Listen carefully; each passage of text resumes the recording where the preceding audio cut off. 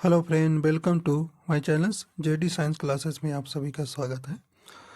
जैसा कि हम प्री एसएससी एमटीएस और हवलदार के लिए प्रैक्टिस सेट सॉल्व कर रहे हैं, जिसमें हम सामान्य ज्ञान के प्रश्न कराए रहे हैं। देखिए, आपके जो एसएससी एमटीएस और हवलदार के जो मेरिट बनना है वो सामान्य ज्ञान और अंग्रेजी पर ही बनना है, जिसमें आपको इसी पर ज़्यादा ध्यान देना है। आपके जो मैथ और रीजनिंग का पोर्शन है उस पे आपके क्वालिफाई नेचर के हैं और उसके आपके मार्क्स जो है नहीं ऐड होंगे मेरिट में, तो उसमें जो है आपके माइनस मार्किंग भी नहीं है। लेकिन इसमें आपके इंग्लिश और जीएस में माइनस मार्किंग इस पोर्शन में है, तो इसे आप अच्छे से तैयार कर लीजिए। इसी पर आपको मेन मेरिट बनना है।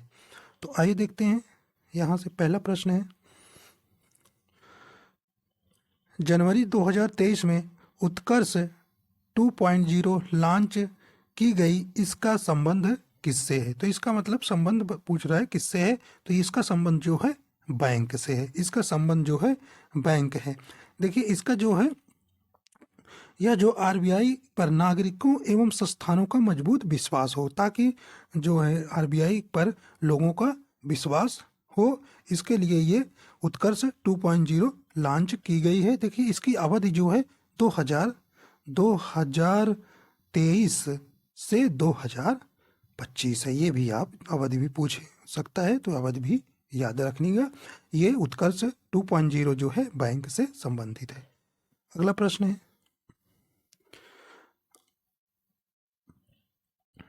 भारतीय संविधान के अनुसार हिरासत में लिए गए और गिरफ्तार किए गए प्रत्येक व्यक्ति को इस प्रकार की गिरफ्तारी के स्पेस घंटे की अवधि के भीतर गिरफ्तारी के स्थान से निकटतम मजिस्ट्रेट के सामने पेश किया जाएगा। इसमें गिरफ्तारी के स्थान से लेकर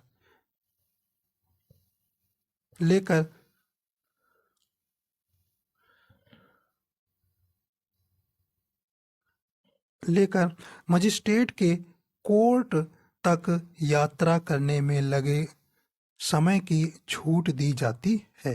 तो इसमें आपके ऑप्शन नंबर इसका बी हो जाएगा, कितना? 24 घंटे।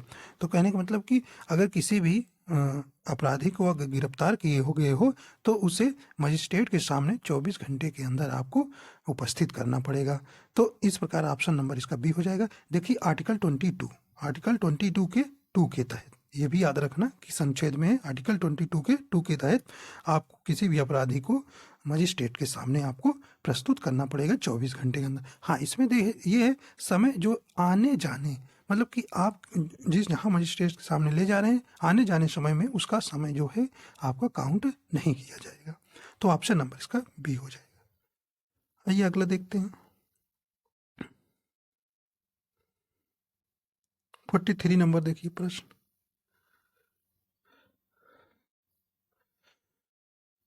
एक मिशन अंत्योदय नामक एक मिशन प्रकार की परियोजना की कल्पना निम्नलिखित में से किसके द्वारा की गई थी? तो किसके द्वारा? ये ऑप्शन नंबर इसका ए हो जाएगा, ग्रामीण विकास मंत्रालय द्वारा। ग्रामीण विकास मंत्रालय द्वारा। देखिए, ये जो है मिशन अंत्योदय दीनदयाल अंत्योदय राष्ट्रीय ग्रामीण आजीविका मिशन, जून देखिए 2011 में ग्रामीण विकास मंत्रालय द्वारा शुरू किया गया था। तो ये आपकी केंद्र प्रायोजित कार्यक्रम, मतलब यह केंद्र सरकार द्वारा चलाई जा रही है। तो ऑप्शन नंबर इसका ए हो जाएगा, जिसमें ग्रामीण जीवन को क्या करना है, बेहतर बनाना है, इसका प्रमुख लक्ष्य है। अगला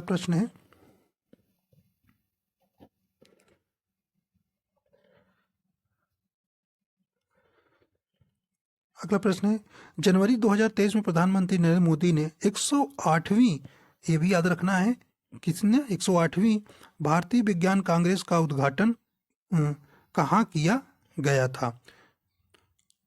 कहाँ किया गया? तो ये कहाँ किया गया?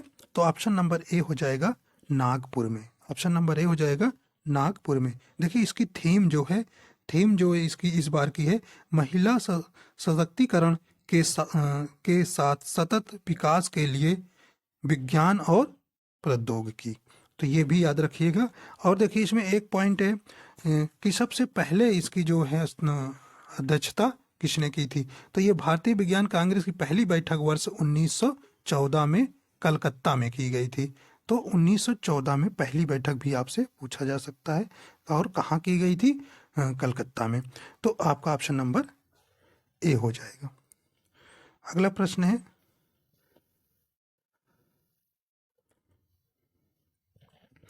जनवरी 2023 में भारत ने किस देश के साथ व्यापक प्रवासन और गतिशीलता भागीदारी पर हस्ताक्षर किया है? तो ये किसके साथ, ऑप्शन नंबर इसका हो जाएगा ऑस्ट्रिया। ऑस्ट्रिया के साथ इसका हस्ताक्षर किया गया है। और ये देखिए जो है ऑस्ट्रिया की राजधानी क्या है, वियना, ये भी याद रखिएगा। तो देखिए जैसे कोई संबंध होता है या तो उस करंट से बना के इसको पूछेगी, उसकी राजधानी भी पूछ सकता है। तो ऑप्शन नंबर इसका ए हो जाएगा। अगला प्रश्न है,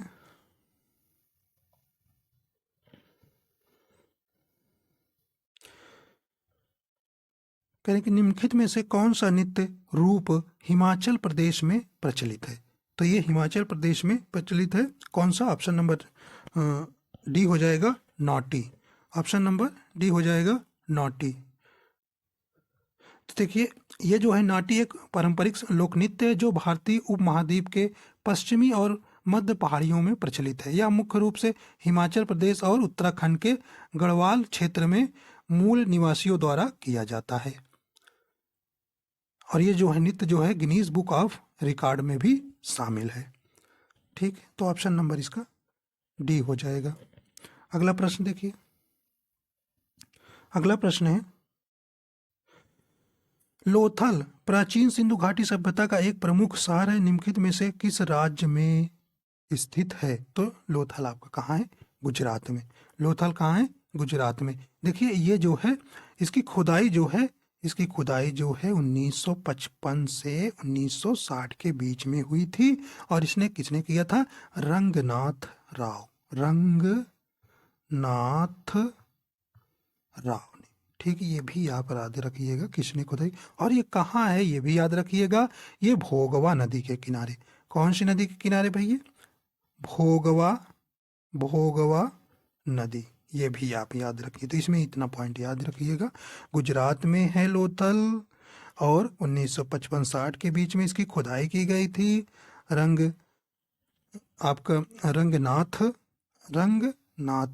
रंगनाथ राव ने की थी। और यह भोगवा नदी में स्थित, गुजरात के अहमदाबाद जिले में भोगवा नदी पर स्थित है। ठीक है, अगला प्रश्न देखिए। अगला प्रश्न है यहाँ पे,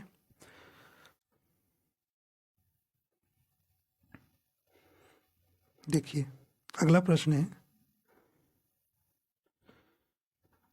प्रश्न है पंचायती राज संस्थाओं को निम्नलिखित में से किस संविधान संशोधन द्वारा संवैधानिक दर्जा प्रदान किया गया? तो ऑप्शन नंबर इसका हो जाएगा सी नंबर, 73वां संशोधन 1992 में। ठीक, तो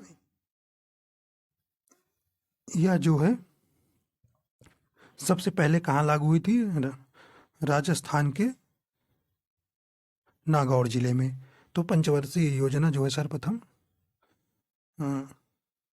राजस्थान के नागौर जिले में इसकी शुरुआत की गई थी। तो ये आपको याद रखना। देखिए इसमें 33% जो है महिलाओं को आरक्षण मिला हुआ है। ठीक है, अगला प्रश्न है, देखिए मायोपिया का दूसरा नाम क्या है? मायोपिया का दूसरा नाम क्या है? तो मायोपिया का दूसरा नाम क्या है, निकट दृष्टि दोष। ऑप्शन नंबर सी हो जाएगा। देखिए ये आंख संबंधित ये रोग है जिसमें जो है इस दोष के कारण जो इसमें निकट की चीज़ों को साफ साफ दिखती है किंतु दूर की चीज़ें नहीं दिखती हैं। जो इसमें जो है इसका जो प्रतिबिंब बनना चाहिए रेटिना पर, यह पहले ही बन जाता है, जिस कारण से दूर की वस्तुएं इन्हें इसमें जो है स्पष्ट नहीं दिखाई देती हैं। तो मायोपिया जो है आपका निकट दृष्टि दोष है, दूसरा नाम है इसका। ठीक, अगला प्रश्न है, देखिए मड़ई महोत्सव निम्नलिखित में से किस राज्य में मनाया जाता है?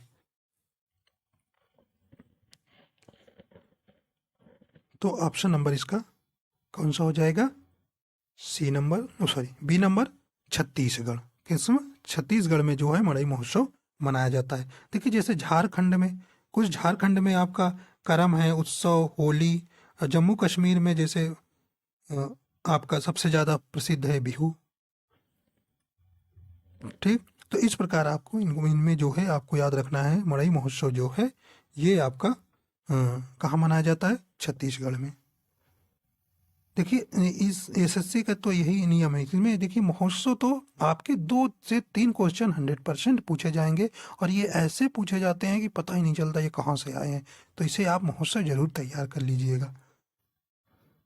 अगला प्रश्न है, होम रूल आंदोलन निम्नलिखित में से किस वर्ष प्रारंभ किया गया था? तो ये कब किया गया था? डी नंबर ऑप्शन जाएगा 1916 में। 1916 में देखिए ये 28 अप्रैल 1916 में शुरू किया गया था, और इसके जो प्रमुख नेता कौन थे? बाल गंगाधर तिलक एवं श्रीमती एनी बेसेंट थी। बाल गंगाधर तिलक और एनी बेसेंट थी, आपको ये भी याद रखना है। अगला प्रश्न है, देखिए एक बुक से भी क्वेश्चन आपका आता है, करें कि the anarchy the relentless rise of the east India company नामक पुस्तक के की लेखक लेखिका निम्नलिखित में से कौन है? कौन हो जाएंगे? ऑप्शन नंबर सी जाएगा इसका ऑप्शन। कौन हो जाएंगे? विलियम्स डेल रिम्पल हैं, विलियम्स डेल रिम्पल हैं, तो ये भी आपको याद रखना। अगला प्रश्न है,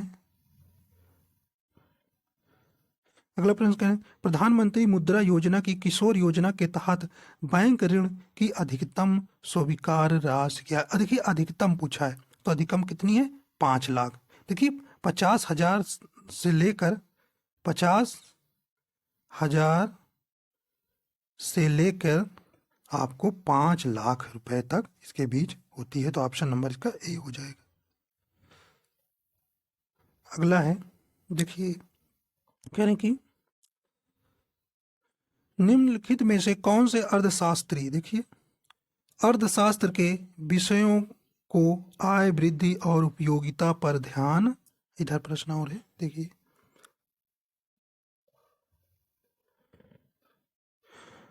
केंद्रित करने वाले पारंपरिक दृष्टिकोण से इतर ले गए, जिसमें व्यक्तिगत अधिकारों, क्षमताओं, स्वतंत्रता और अधिकारों पर अधिक जोर दिया गया है, तो कौन? इसमें ऑप्शन नंबर सी हो जाएगा, अमर्त्य सेन। कौन सा ऑप्शन हो जाएगा? अमर्त्य सेन। देखिए ये अमर्त्य सेन ने अर्थशास्त्र के विषय के आय वृद्धि और उपयोगिता पर ध्यान केंद्रित करने वाले पारंपरिक दृष्टिकोण से इतर ले गए, जिसमें व्यक्तिगत अधिकारों की क्षमताओं, स्वतंत्रता और अधिकारों के अधिक जोर दिया गया। अमर्त्य सेन को 1999 में भारत रत्न मिला था, कि ये भी आपसे पूछता है कभी कभी, तो ये भी याद रखना कि अमर्त्य सेन को कब भारत रत्न दिया गया था? 1999 में अमर्त्य सेन को। ठीक, अगला प्रश्न देखिए 55 नंबर प्रश्न है। 55 नंबर प्रश्न कह रहा है कि सुंदरबन डेल्टा नदियों द्वारा निर्मित है, तो ये आपका कौन सी नदियों द्वारा? ऑप्शन नंबर ए हो जाएगा, गंगा और ब्रह्मपुत्र नदियों द्वारा। गंगा और ब्रह्मपुत्र नदियों द्वारा ये सुंदरबन डेल्टा निर्मित है। यह जो है भारत और बांग्लादेश दोनों देशों में फैला हुआ है। ठीक, तो भारत और बांग्लादेश में दोनों फैला हुआ है, ऑप्शन नंबर इसका ए हो जाएगा। अगला प्रश्न है 56 नंबर, देखिए प्रश्न देखिए, और छोटा, देखिए यानी कि निम्नलिखित में से किस अधिनियम ने भारत के साथ व्यापार के मामले में ईस्ट इंडिया कंपनी के एकाधिकार को समाप्त कर दिया गया? तो ये ऑप्शन नंबर इसका कौन हो जाएगा? बी नंबर हो जाएगा, बी नंबर हो जाएगा चार्टर अधिनियम से 1813, चार्टर अधिनियम 1813 के अंतर्गत ये जो है नियम को क्या कर दिया गया, समाप्त किया। देखिए इसमें कुछ और है, जैसे पॉइंट है, ब्रिटिश व्यापारियों में भारत से व्यापार करने की छूट दे दी गई। तो ये भी याद रखना किस चार्टर के अधिनियम से, तो 1813 के चार्टर अधिनियम से ब्रिटिश व्यापारियों को भारत से व्यापार करने की क्या कर दी गई, छूट दी गई। तो ऐसा भी पूछा जा सकता है। तो ऑप्शन नंबर इसका बी हो जाएगा। देखिए अगला प्रश्न, देखिए अगला प्रश्न है, जनवरी 2023 में भारत ने किस संगठन का महासचिव का पदभार ग्रहण किया गया है। तो ये ऑप्शन नंबर इसका सी हो जाएगा, अंतर्राष्ट्रीय मुद्रा कोष, अंतर्राष्ट्रीय मुद्रा कोष। ये कार्यकाल कितने वर्ष के लिए होगा, 4 वर्ष के लिए। तो 4 वर्ष के लिए जनवरी 2023 में भारत ने किस संगठन का महासचिव का पदभार ग्रहण किया है, ये ऑप्शन नंबर सी हो जाएगा, अंतर्राष्ट्रीय मुद्रा कोष। अगला प्रश्न है,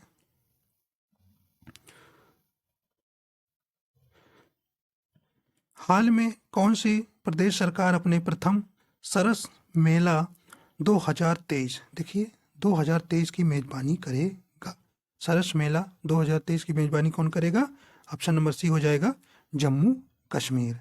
तो ये भी याद रखिएगा। इसमें जो इस मेले में जो देश भर के कारीगर और महिला स्वयं सहायता समूह अपने शिल्प का हथकरघा और खाद्य पदार्थों का क्या करेंगे, प्रदर्शन करेंगे। तो ऑप्शन नंबर इसका सी हो जाएगा, याद रखना, सरस मेला, सरस मेला। देखिए प्रथम आया है, प्रथम आया है तो प्रथम वाला तो जरूर इंपॉर्टेंस होता है, तो इसे जरूर ध्यान दीजिएगा। अगला प्रश्न है,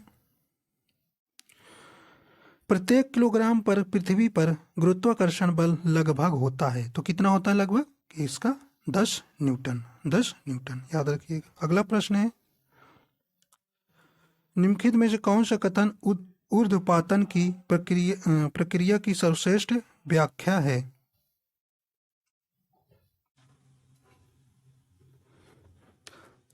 देखिए अगला प्रश्न है, निम्नलिखित में से कौन सा कथन ऊर्ध्वपातन की प्रक्रिया की सर्वश्रेष्ठ व्याख्या करता है। तो यहाँ पे ऑप्शन है, आगे देखते हैं।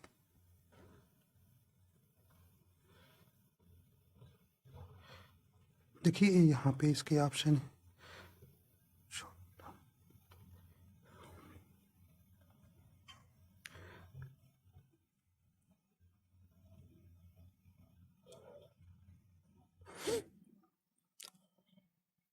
तो इसके ऑप्शन नंबर देख लीजिए। अरे बड़ा प्रश्न है, थोड़ा सा लिखा गया है बस। ये आपका क्वेश्चन नंबर डी हो जाएगा, ऑप्शन नंबर डी हो जाएगा। करें कि किसी पदार्थ का मध्यवर्ती तरल अवस्था से गुजरे बिना ठोस अवस्था से सीधे ही गैसीय अवस्था में परिवर्तन है। कहने का मतलब जैसे कपूर है आपका, ठोस से जो रहता है लेकिन द्रव अवस्था में बिना बदले ही क्या हो जाता है, वो गैसीय अवस्था में बदल जाता है, तो उसी को क्या बोलते हैं, ऊर्ध्वपातन।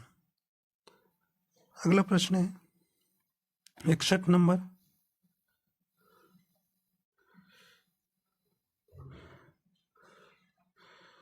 करें कि निम्नलिखित में से किसने ब्रह्म संहिता लिखी थी, जो ब्रह्म समाज का आस्था कथन था और इसमें समाज के सदस्यों के लिए कर्तव्यों और दायित्वों की सूची बनाई गई थी। तो किसने लिखा था भाई, ये ऑप्शन नंबर ए हो जाएगा, देवेंद्रनाथ टैगोर, देवेंद्रनाथ टैगोर। देखिए जो ब्रह्म संहिता जो है देवेंद्रनाथ टैगोर द्वारा लिखी गई थी, तो ऑप्शन नंबर ए हो जाएगा। देखिए ब्रह्म समाज की स्थापना भी आपसे पूछता है, तो ये 1828 में इसकी स्थापना राजा राम मोहन राय ने किया था। देखिए यही जो ब्रह्म समाज पहले था ब्रह्म सभा के नाम से स्थापित किया गया था, बाद में ही ब्रह्म समाज के नाम से परिवर्तित कर दिया गया, तो ये भी आप ध्यान रखिएगा। अगला प्रश्न है, निम्नलिखित में से कौन सा रोग कारक इबोला रोग का कारण बनता है।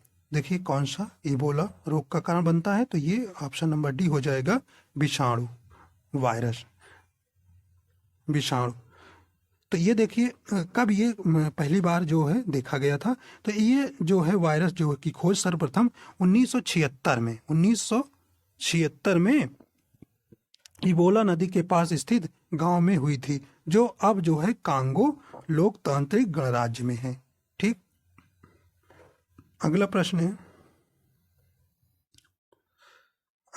है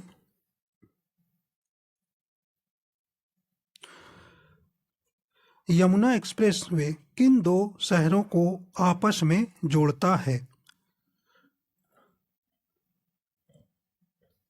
किन दो शहरों को जोड़ता है? तो ऑप्शन नंबर इसका सी होगा, ग्रेटर नोएडा और आगरा को। यमुना एक्सप्रेस जो है किन दो शहरों को जोड़ता है? ग्रेटर नोएडा और आगरा को। अगला प्रश्न है 64 नंबर, देखिए करें कि वायुमंडल की ऊपरी परतों में ऑक्सीजन के तीन परमाणुओं वाला एक अणु पाया जाता है। यह एक परत बनाता है जिसे नाम से जाना जाता है। तो ये आपका ऑप्शन नंबर डी हो जाएगा, ओजोन मंडल। ओजोन मंडल के नाम से जाना जाता है। देखिए कह रहे ऑक्सीजन के तीन परमाणु मतलब O3। तो ये कहाँ पाई जाती है ये भी याद रखना है, ये समताप मंडल में पाई जाती है। समताप, और देखिए मौसम संबंधी सभी घटनाएं क्षोभ मंडल में पाई जाती है। तो ऑप्शन नंबर इसका डी हो जाएगा। देखिए इधर है एक प्रश्न और लास्ट प्रश्न आपका है, करें कि अगला प्रश्न है दुनिया की दूसरी सबसे ऊंची पर्वत चोटी केटू निम्नलिखित में से किस पर्वत श्रेणी में पाई जाती है? तो किस पर्वत श्रेणी में पाई जाती है? तो ये ऑप्शन नंबर बी हो जाएगा, काराकोरम श्रेणी में। काराकोरम श्रेणी में। तो देखिए इस प्रकार आपके प्रश्न हो गए। तो आशा करता हूँ ये आपको पसंद आया है। तो अगर पसंद आया तो चैनल पर नए हैं तो चैनल को सब्सक्राइब कर लीजिएगा और वीडियो को शेयर एंड लाइक कर दीजिएगा। देखिए यही प्रश्न आपके एग्जाम में देखने को मिलेगा। तो आशा करता हूँ ये आपको पसंद आया है। वीडियो देखने के लिए आपका बहुत बहुत धन्यवाद।